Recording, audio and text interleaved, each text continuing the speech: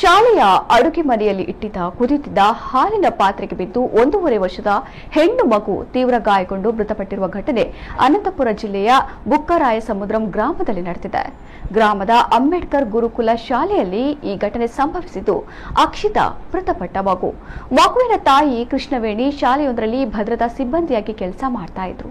ವಿದ್ಯಾರ್ಥಿಗಳಿಗೆ ವಿತರಿಸಲು ಸಿದ್ಧಪಡಿಸಿದ ಬಿಸಿ ಹಾಲನ್ನ ತಣ್ಣಗಾಗಿಸಲು ಸೀಲಿಂಗ್ ಫ್ಯಾನ್ ಅಡಿಯಲ್ಲಿ ಇಡಲಾಗಿತ್ತು. ತಾಯಿ ಅಡುಗೆ ಮನೆಯಲ್ಲಿ ಇಲ್ಲದ ವೇಳೆ ಬೆಕ್ಕನ್ನ ಹಿಂಬಾಲಿಸಿಕೊಂಡು ಹೋದ ಮಗು ಕುದಿಯುತ್ತಿದ್ದ ಹಾಲಿನ ಪಾತ್ರೆಯೊಳಗೆ ಬಿದ್ದಿದೆ. ಇದರಿಂದ ತೀವ್ರ ಸುಟ್ಟ ಗಾಯಗಳಾಗಿತ್ತು.